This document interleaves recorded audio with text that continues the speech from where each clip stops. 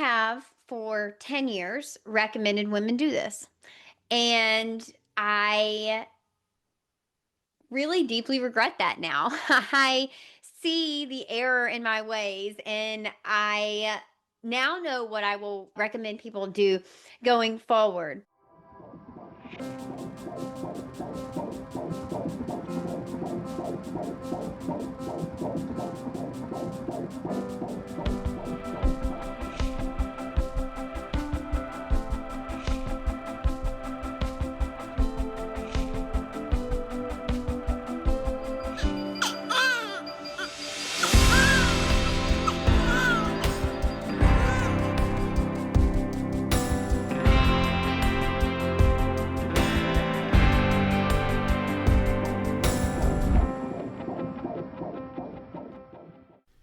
Hello, and welcome back to another episode of the Birth Lounge podcast. Before we dive into today's episode, I wanted to talk to you really quick about one of the best resources that you can have right in your back pocket so that you can have an informed and confident birth. A little bit of real talk is that you absolutely can have a positive hospital birth, despite what you see on the internet and despite all of the viral birth trauma stories that go crazy wild on Instagram and TikTok and all the social media platforms.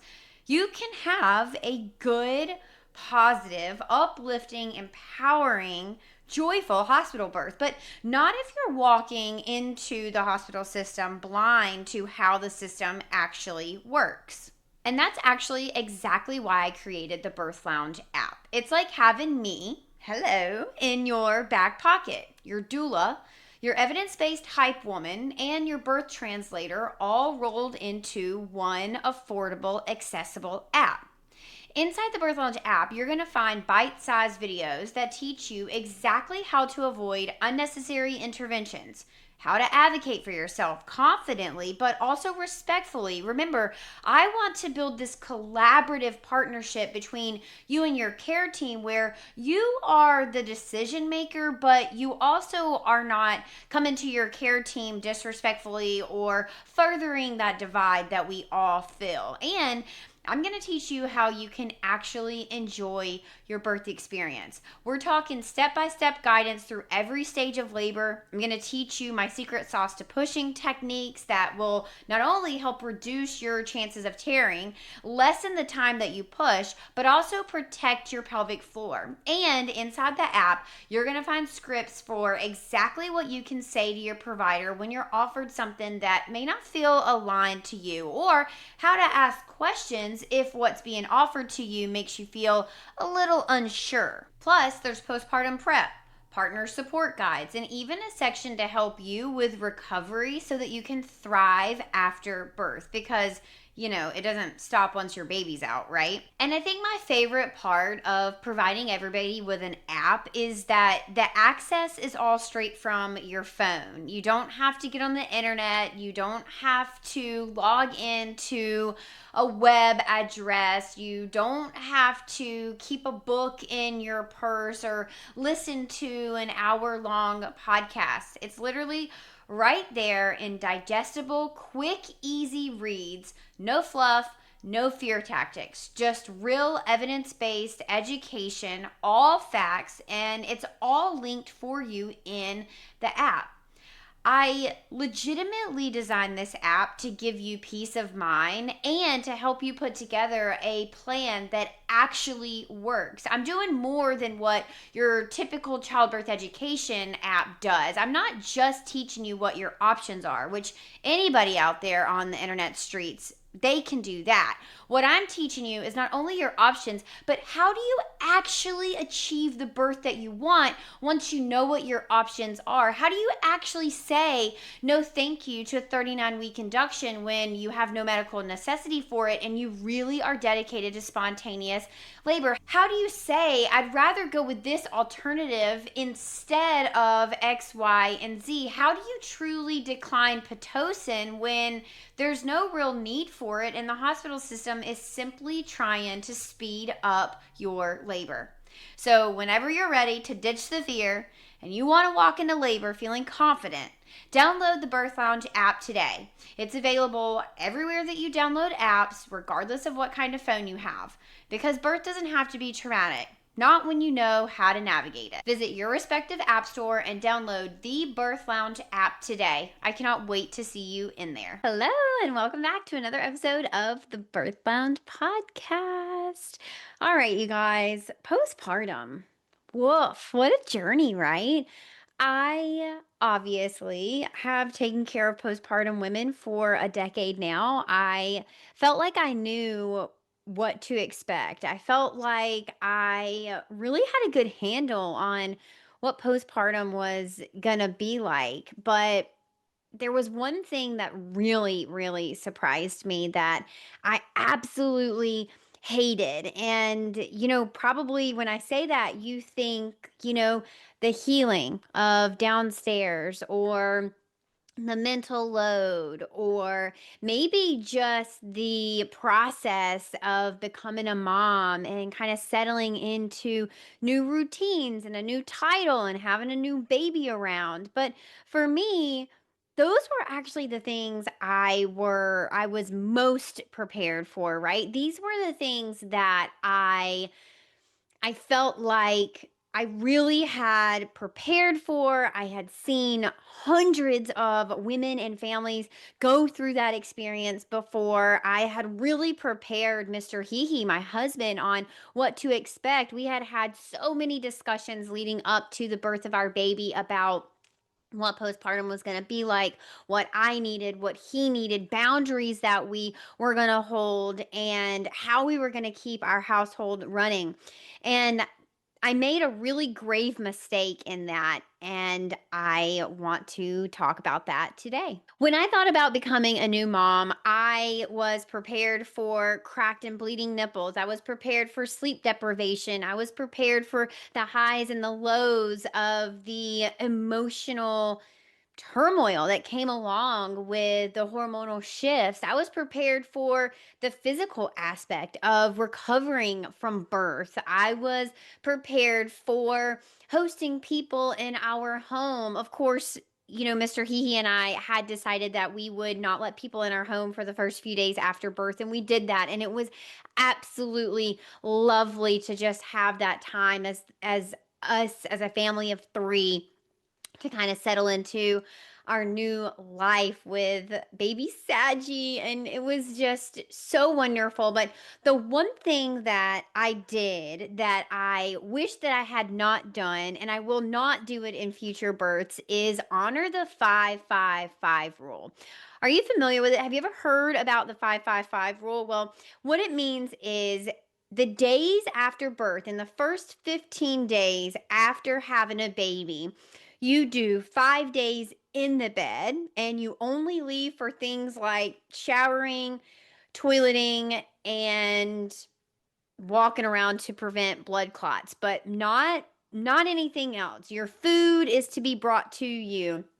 People in your life are supposed to be caring for you. You are not supposed to be up walking your dog or doing laundry or going up and down the stairs or refilling your water bottle. This is really a time that you honor your body by staying put in the bed. Now, the next 5 days, days 6 through 10, are spent on the bed. So you're a little bit more mobile. You are maybe in different seated positions or lying on the bed, a little bit more movement in your routine, but still not doing anything super physical, not up and down the stairs, not walking your dog, not doing the laundry. Again, you're really only leaving the space of your bed for going to the bathroom and showering, and then maybe a few laps around your room just to prevent blood clots. And then days 11 through 15, your final 5 days, 5-5-5, are spent around your bed. So a little bit more movement. You're in your room. Maybe you are cleaning up things that are on your bedside table, or maybe you spend some time sitting on the birth ball, not necessarily doing too much on the birth ball, but you're around your bed. Maybe you do change clothes and you get dressed, and instead of having someone bring your outfit to you to the bed, you actually go into your closet and get undressed and dress yourself. You're around your bed, right? So 5 5 5, in the bed, on the bed, around the bed. Now, I have for 10 years recommended women do this. And I really deeply regret that now. I see the error in my ways, and I now know what I will recommend people do going forward. But before we dive into why I hated it so much and what I will talk about going forward, I want to tell you about how this 5 5 5 rule originated. And I have a little cliff note here, because I'm going to be talking about cultures that are not my own. And so I wanted to really read it directly from the research that I had done into the cultures that the American culture has kind of derived this 5 5 5 approach from. This is based in other cultures who do a really wonderful job of honoring that postpartum period. Now, China is probably the most well known, and they have this period called the lying in period, and it is 30 to 40 days of rest and recovery. Now, 30 days is 1 month. 40 days is 6 weeks postpartum. So we're talking about that entire duration of postpartum, that immediate postpartum, right after you have a baby. You are supposed to rest, recover, participate in no household responsibilities, eat warm foods, healing broths, and practice body warming things. And they really value having immediate family take care of that new mom in that period. And really, she shouldn't be doing anything except recovering after childbirth and caring for her baby.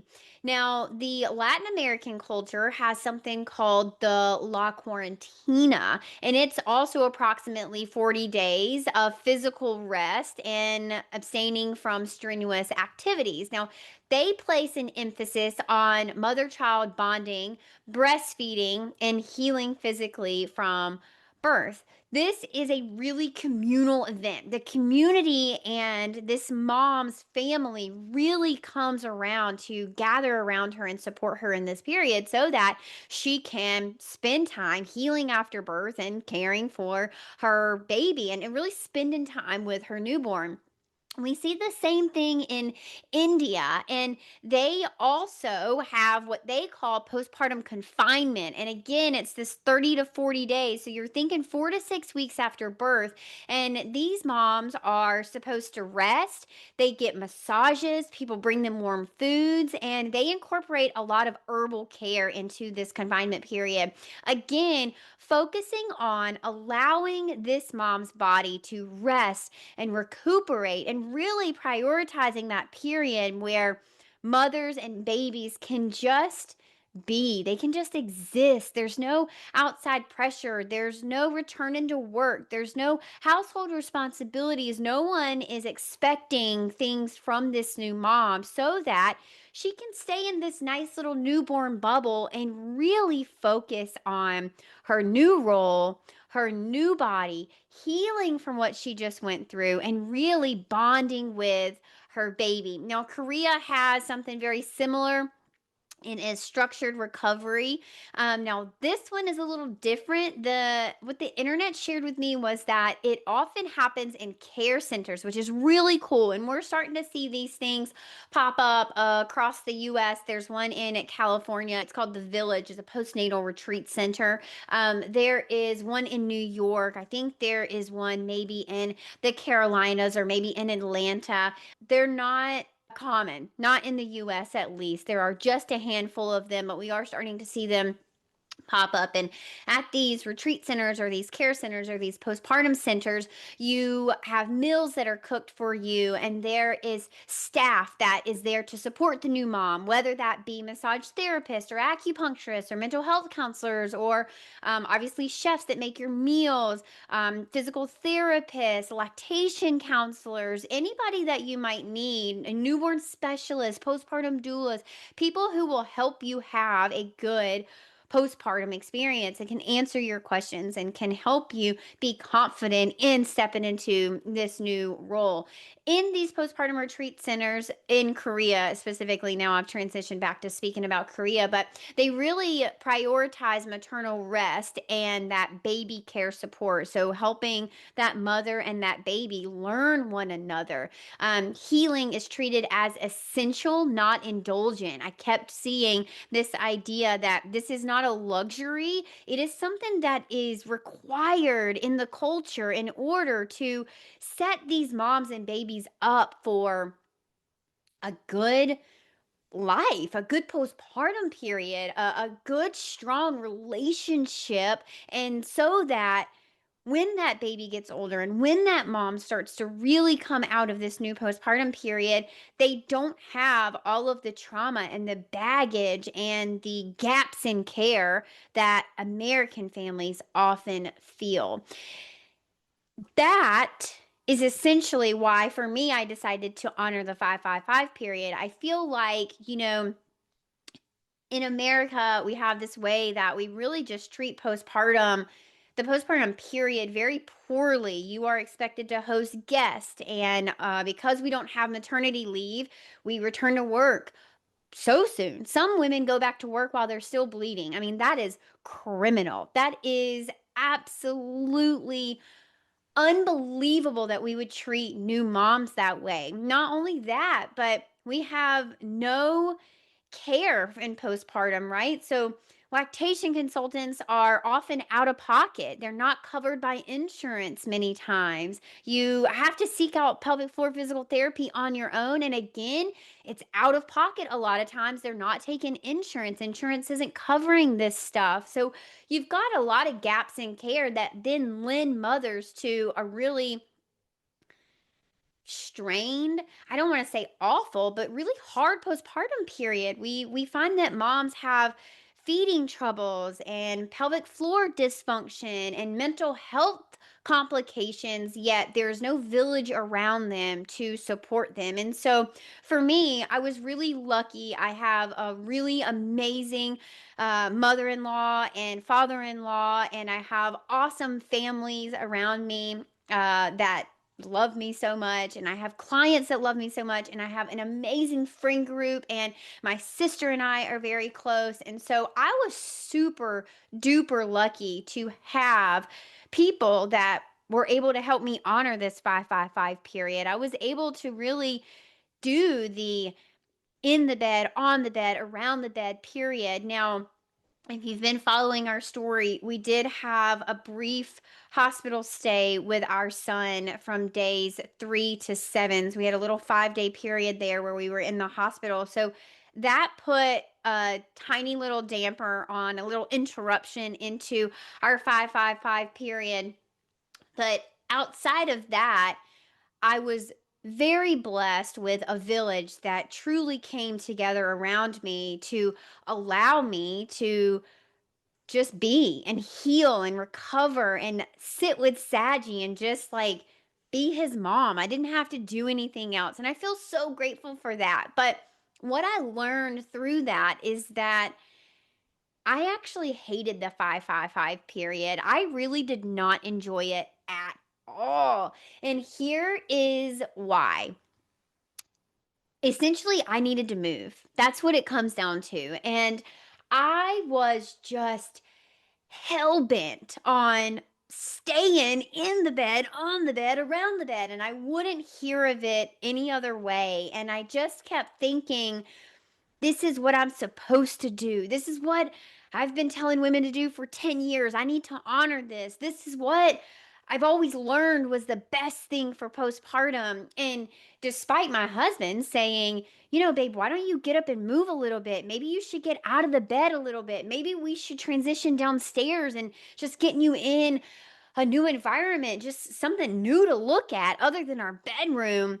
I just dug my heels in and I said, "No, this is what I'm supposed to do. This is how it's supposed to be. I'm doing the right things. I'm doing the stuff that you're supposed to do as a new mom." And I really regret that, because not only did it really interfere with my healing physically, not emotionally and not mentally, but physically, it caused me so much pain. It really did. It caused my lower back and my hips to be in excruciating pain. I mean, I purchased an additional heating pad. So then I had two heating pads on my body, and we had pillows all around me. And I was having a really hard time finding a comfortable position to settle into because my lower back and my hips were just so, they just hurt so much. They were so uncomfortable. They were so tight. And looking back, my husband was right. I needed to move. I needed to get up. I needed to stretch. But by golly, I wasn't going to do that because this is what I was supposed to do. Right. And again, I really wish that I had listened to my body a little bit more.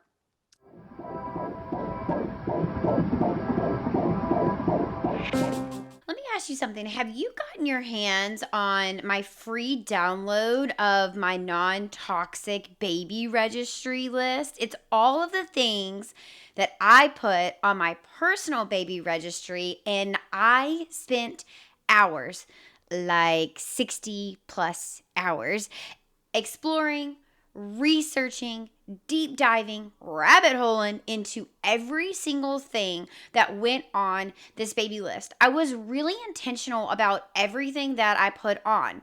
Number one, I didn't want to just get a bunch of stuff because I personally believe that I don't necessarily identify as a minimalist, but I also do believe that babies come with a lot of things, and people love to just gift you stuff when you have a baby. However, I didn't really want my house to be filled with just a bunch of stuff. So I was very intentional about the things that I put on there, and if there were tools and gear and things that could have a multi-purpose in our home, then I went with that.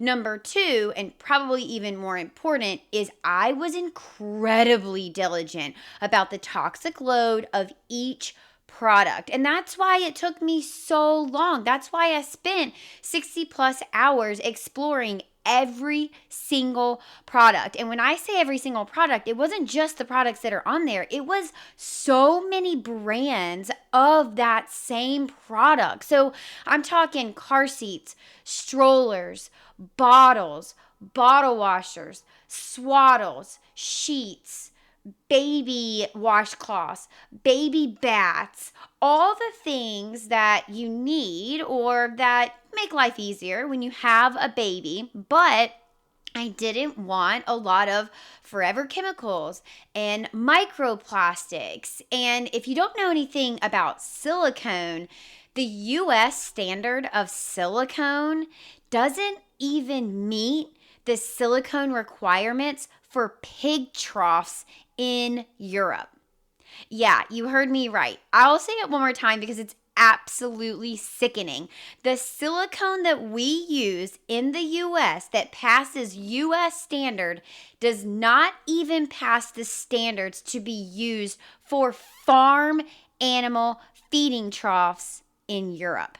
Sick. So I just wanted to make sure that not only was I investing in quality products, I was only getting the gear and the tools that I truly needed, but also I was reducing my family's toxic load at the same time because our little ones are so sensitive and their little bodies are just learning to be on the outside. And so I wanted to make sure that everything that my baby came in contact with was the lowest toxic load as possible. So head to thebirthlounge.com and you can find my baby registry at thebirthlounge.com/registry. So you're just going to type in thebirthlounge.com/registry and you will be able to download my full list of everything that I register for. And I put little blurbs about why I chose that product and what made me go with that exact brand because it was low tox and a good investment.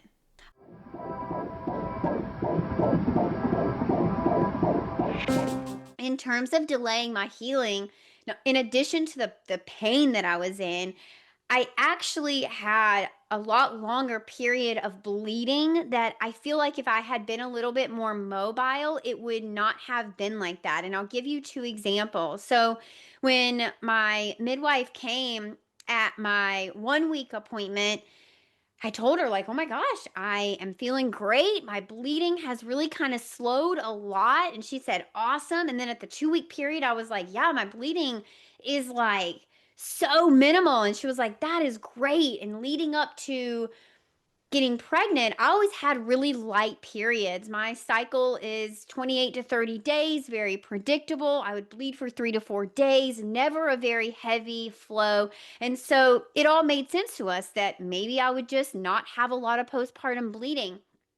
But then once I did move, my bleeding increased substantially. And it wasn't in a concerning amount, right? So remember, if you are filling up a postpartum pad faster than 1 pad an hour, that is concerning. That's something that you would want to call your provider about because it usually is an indicator of postpartum hemorrhage. Now, I wasn't having concerning amounts of bleeding, but it was noticeably more. And I think what happened was because I was so stationary in the first 2 weeks after birth, it all just kind of stayed stagnant. And so then from weeks 3 to 5, I bled so much. Again, not a concerning amount, but an amount that makes me wonder if I had been a little bit more mobile, if I had incorporated some really low key, appropriate movements in the first 2 weeks after postpartum, instead of just being so hell bent on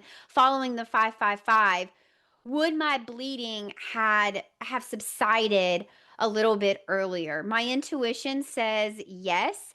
And I guess I won't know that until I have more babies. But going forward, I probably won't follow the 555 rule. I just don't feel like it was good for my body, even though it was derived from these cultures that really honor postpartum in such a beautiful way. And when we look at these countries and their mother child bonding and the way that they come together to support families and even maybe the integrity of their family dynamics as a culture as a whole, we can see that they very clearly do things better than the US. I believe that families here in the US want to do better, but our system just doesn't allow it. I mean, when you don't have paid maternity leave, how are mothers supposed to take off? When you don't have paid paternity leave, how are fathers supposed to show up to support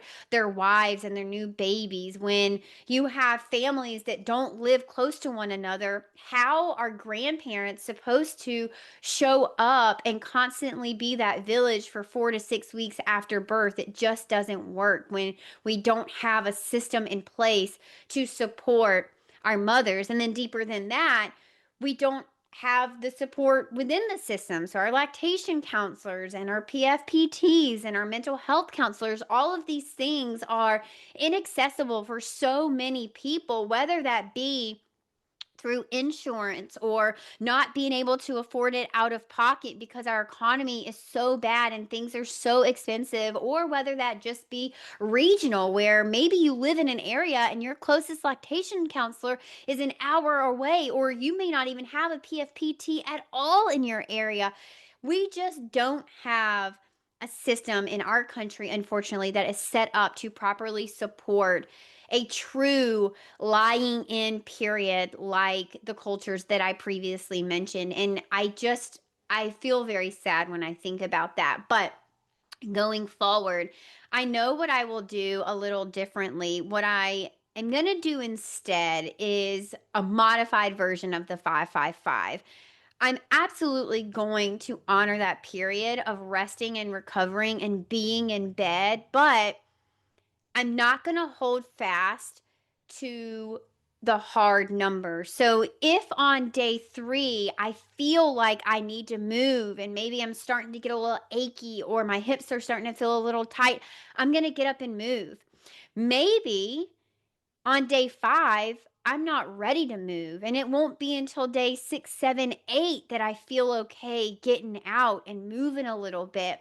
So what I'm going to do is, well, I'm going to listen to my body. And I know that seems so silly and simple when you say it like that, but it was really something I neglected this first time around because, again, I was just hell bent on honoring the 555. I just knew that's what you were, quote unquote, supposed to do. And I think this is a really beautiful example of, even when you set expectations of what you are supposed to do, keeping flexibility is probably the best thing that you can do for your body and your healing, and in turn your baby. I mean, there were times where I would have to hand Saggy to Mr. HeHe and I would just have to say, "You got to take him. I'm so uncomfortable. I am in so much pain right now. I literally can't even truly like hold him and be comfortable and relish in this moment. I'm feeling tense and tight and I don't want him to pick up on that. So can you take him for a little bit and just let me kind of lay supine, be flat in the bed, because it's the only way I can get relief." And looking back, that's kind of heartbreaking. I wish that I had just moved my body in a way that felt good, and listened to my body and the communication that it was giving me and the things that it was asking of me, and not staying just so rigid in the expectations that I had set. And I think that's something that, a lot of us get caught up in, is that, no, this is the way it's supposed to be, or this is what I planned, and this is what the expectation is that I had set. And sometimes we forget to be flexible. Sometimes we forget that it's okay to vary and to stray from what we had originally thought would be the plan, never realizing that if we will honor that flexibility, maybe, just maybe, things will be better than what we had planned. Things will be better than what our original expectations are. And I really, really want that to be the message that you take home. I don't want you to think like, "Oh my God, I'm not going to do the 555 because it was so hard for HeHe, or it gave HeHe such lower back pain." The 555 rule is so great for so many people. That's why I did it, is because for a decade I've heard women say like, "I just did the 555 and it was so beautiful. It was so wonderful.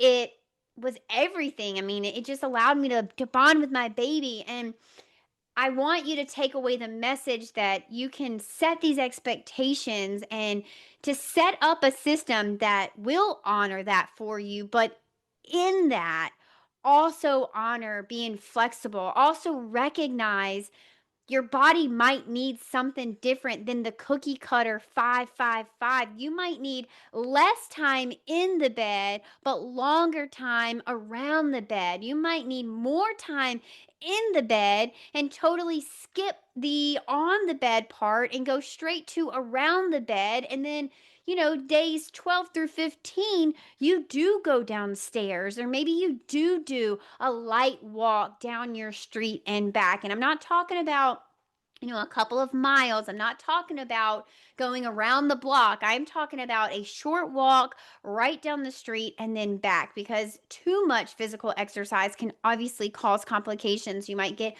pelvic floor heaviness. It can cause swelling in your vagina and your perineum.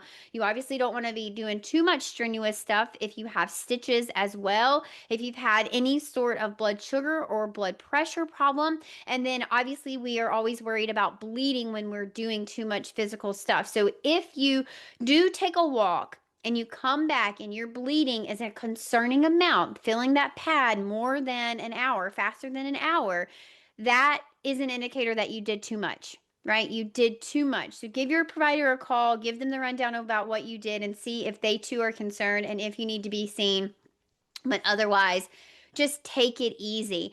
And I think that having this idea of having a period that you're going to honor where you're in the bed and you're resting and you're recovering. And if you are blessed to have the people in your life that can care for you after you have a baby, go ahead and set that up prenatally so that they can come and love on you and you don't have to be out of the bed doing the things that are not essential for you to do. And, that's really hard for a lot of us. So many of us want things done our way, or you are the primary person in your home. Maybe you're the only person that does laundry, or you like your dishes to be loaded in the dishwasher a certain way, or you're the only person that typically walks your dog. This is a time in your life and it's temporary, right? So remind yourself of that. But this is a time to accept help and to, again, be flexible. If someone folds your towels differently than you do, it's okay. That towel is still going to dry you off just the same. It is still going to be just as soft and cozy when you wrap your body in it when you get out of your shower, even though it was folded in half and not in thirds, and it doesn't look as pretty in your closet. And you know what? After you get done healing postpartum, you can redo that closet. And hopefully, when someone puts your dishes away, you never even have to see that, because by the time you make it to the kitchen, hopefully there have been enough meals that you have cycled through the dishes that were quote unquote put away in the wrong way. Accept help and be flexible, and don't be like me. Don't be so hell bent on what you set as an expectation that you are incapable or unwilling. I won't even say incapable. I was fully capable of being flexible. I was just unwilling to do it. I was unwilling to accept that maybe my body needed something different than what I had originally planned. And going forward, I know two things are true. I will not be so rigid in my future postpartums. And for our clients that are working with us one on one and our members in the Birth Lounge membership, I will recommend a 555 approach, with the caveat that if and when you feel like your body needs more or less or something different, that you honor that, and that the 555 rule is an approach. It is a scaffolding, it's a system, but that I recommend you tailor it to yourself, your birth, your experience, your postpartum, your goals. That way, you don't get into the situation that I got into where you are just in so much pain. You are having to hand over your baby. You can't find a comfortable position, all because you were doing what you thought you were, quote unquote, supposed to be doing. All right, you guys. Well, that is it for me today. That is why I decided to do the 555 rule. That is where the 555 rule originated from, and exactly why I absolutely hated doing the 555 rule in postpartum, plus what I will do going forward in any future births that I have. Again, I want to just reiterate, I don't want the message that you take away from today's episode to be that the 555 rule is not good or isn't helpful or, shouldn't be done. That's not what I want you to take away.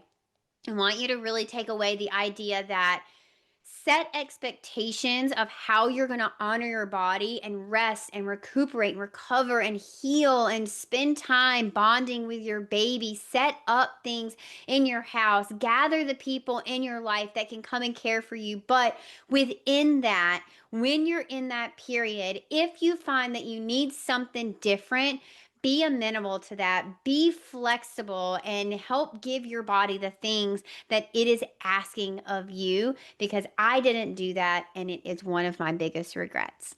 All right, you guys, I will see you in the next episode. Be sure to follow along on social media. You can find me at Tranquility by HeHe and the.birth.lounge. Until next time, head to your app store and download the Birth Lounge app for evidence-based childbirth education and data-driven postpartum support delivered straight to your phone. Bye. Thank you so much for tuning in today. I love hanging out with you, and it is an honor to be your go-to gal when it comes to preparing for your baby. If you've enjoyed today's episode, please leave a 5-star review and tell others why they should be listening to the Birth Lounge podcast too. You deserve to have a birth that you love with a provider that values your autonomy and respects informed consent without all the trauma that you so commonly hear about on social media. New episodes air every Wednesday and Friday. Hit that follow button so you never miss an episode. I'm HeHe, and this is the Birth Lounge Podcast.